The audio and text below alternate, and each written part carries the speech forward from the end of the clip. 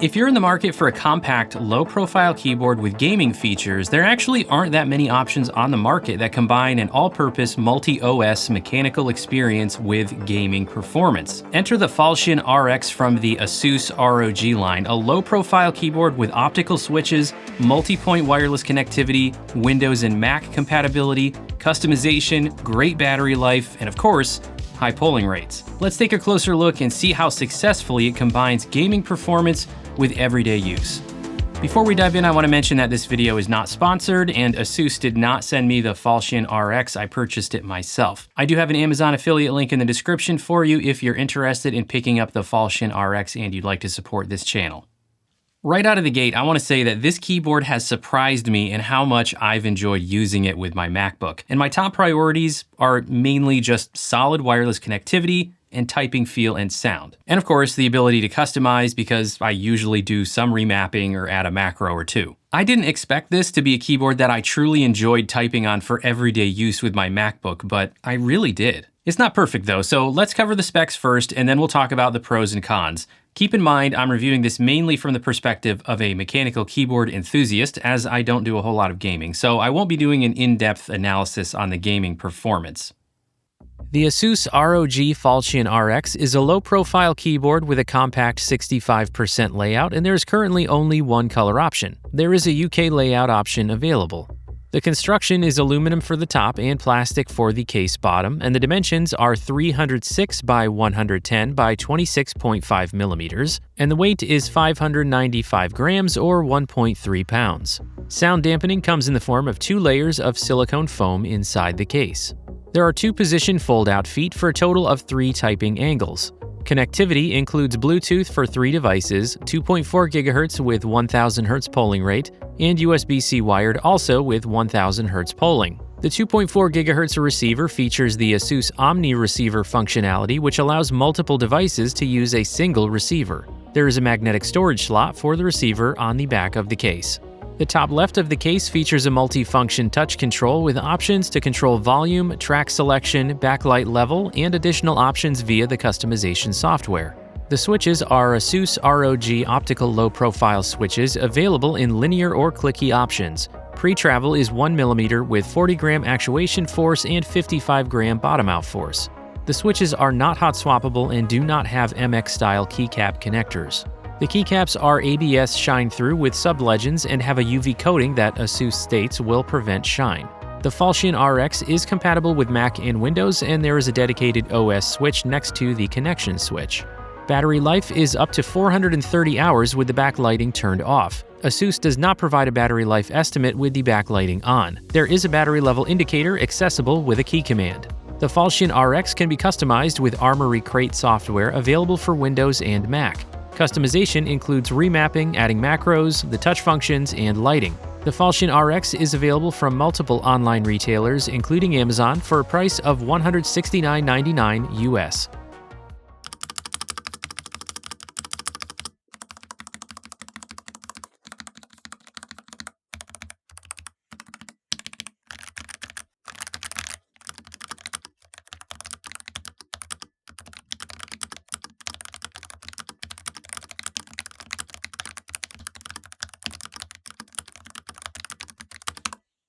All right, let's talk about some pros and cons for the Falchion RX, starting with the pros. First up, as a Mac user, you know I have to point out that I love seeing the Mac functionality here. You've got a physical switch to change between Windows and Mac OS key layouts for your modifier keys, and you've got the sub-legends for Mac on the keycaps as well. And of course, there's also a Mac version of the software for customizing the Falchion RX, so love that as well. You're not missing out on the experience just because you're a Mac user. Next up, the switches here, they have a great feel to them. They're optical, which can be finicky. I haven't had the best experience with all the optical switches that are out there, but these are quite nice. They have a slightly firm, but also somehow a soft and subdued feel at the same time. It kind of reminds me of the feel of the palm switches in the low-free flow. Now, they're not quite the same as those, but just listen to them back to back.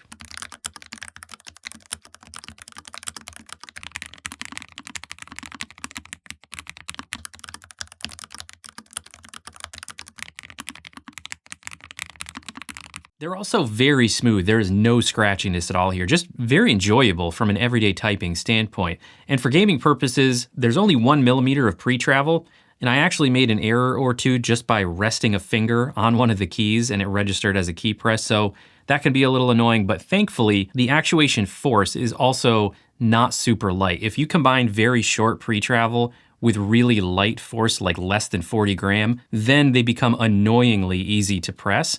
And these are just firm enough that it's not too easy to make an error. Also, the size here I think is great if you don't need a function row. In my experience, there's not a ton of 65% low profile mechanicals on the market. There are 60% keyboards like the Newfie Air 60 V2, but 65% I just really enjoy because you keep the arrow keys. You also don't have to deal with that single-sized right shift. It's a little bit bigger, so that helps prevent errors here. You still get your nav column here to the right. You're just missing the F row basically, but otherwise it's still very compact. Now, while it's not quite the same customization experience as a keyboard with QMK firmware, the ASUS software does allow you to remap and customize the Falchion RX, including remapping, adding macros, controlling the lighting, and all of that. And as I mentioned, it is available on Mac. And importantly, there is onboard memory here and you can store custom profiles. I was able to customize a few keys with the software and save it directly on the keyboard. And then I had no problem using it with my customizations after changing devices. I customized it using the software on Mac, then I swapped back over to a different connection on my Windows laptop, and the customizations were still there. So while I prefer QMK firmware for a mechanical keyboard as far as customization goes, this is pretty good. All right, another pro here is the build quality. It is very nice. You've got this nice metal top to the case. You've got a mirror finish with some indicator lights and things here in that area. And then you have a plastic bottom. So in terms of build quality relative to competition, it is equal to on par with options like the Newfie Air series and the Keychron K Pro and K Max series. Not quite as good as the low free flow because the low free flow has all metal top and bottom.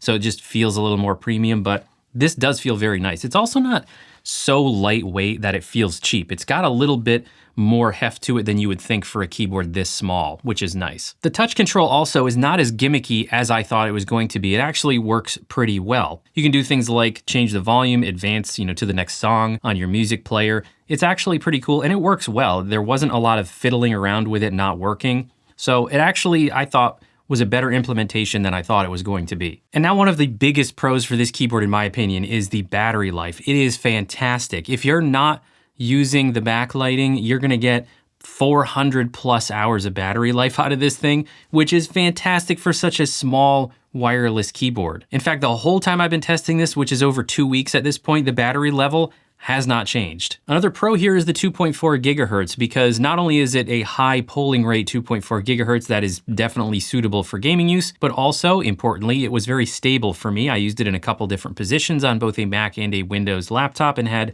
no interference, no dropouts, no missed key presses. It was very stable. And also it is a unified receiver that you get here so you can connect multiple devices from ASUS if you own other peripherals that use the same 2.4 gigahertz wireless, and that saves you USB ports, so that's also really nice. All right, next up, the keycaps. They are ABS. I'm including them in the pros because they are quality keycaps. ASUS says they have a special coating on them to help prevent shine. They do feel pretty smooth like ABS. I can't tell after prolonged use because they do feel a little different than typical ABS keycaps, so I can't really tell if you're gonna get that ABS shine after a while, but given that they have an extra coating on them and they don't feel quite the same as normal ABS keycaps to me, and they do feel like quality keycaps, I'm including them in the pros because I do think they're nice. All right, now let's cover a couple of kind of neutral things that I will just call out between the pros and the cons because they're either subjective or they don't really take away from the experience very much. The first thing I'll mention here is the cover. Now, it's nice that they include a cover. A lot of keyboards don't include any type of cover for travel in the base price.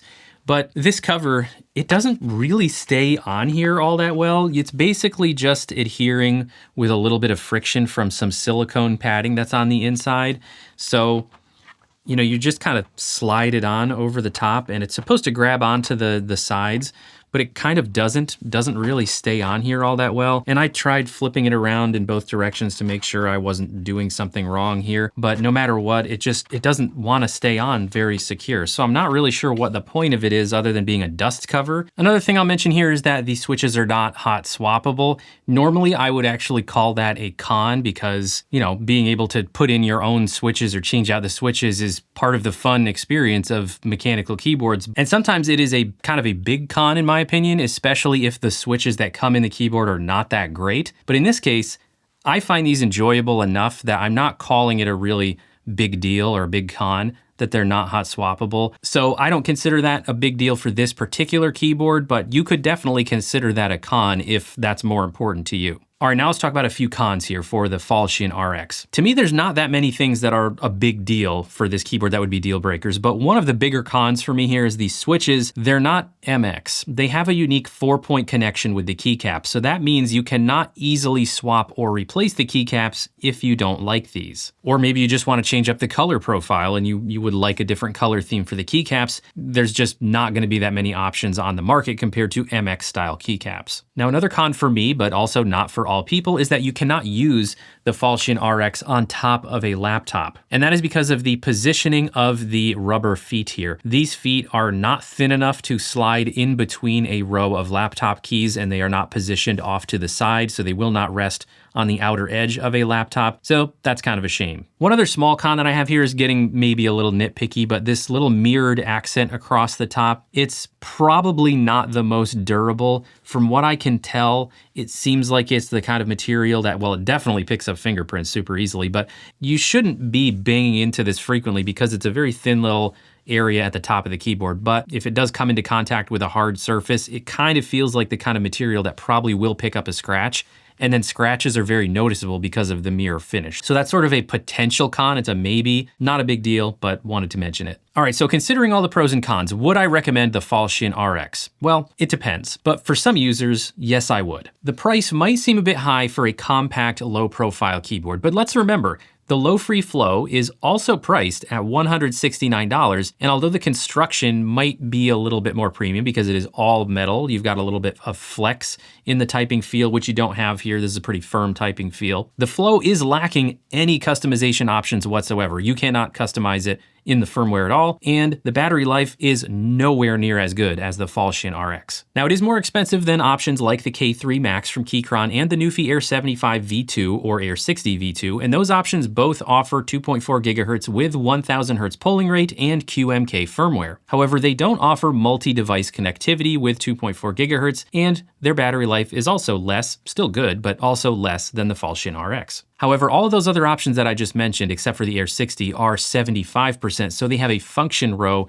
which the Falchion RX does not. So that is an important consideration. If you use the function row a lot, then kind of just cross this one off your list because it doesn't have it. So ultimately, if you don't need that function row and you value gaming performance and the other features of the Falchion RX, I do recommend it. But if the only thing you're looking for is a wireless, low-profile mechanical keyboard with some customization features, reasonable battery life, maybe hot swappable switches, then those other options, they're at lower price points, and I think that's better value for your money if those are your priorities. So that'll do it for my review of the Falchion RX from ASUS. Let me know what you think of it down in the comments. Let me know if you picked one up for yourself and how you're liking it. While you're here, why don't you check out a review of one of those other keyboards I mentioned? I'm sure you'll enjoy it. Thanks, everybody. See you next time.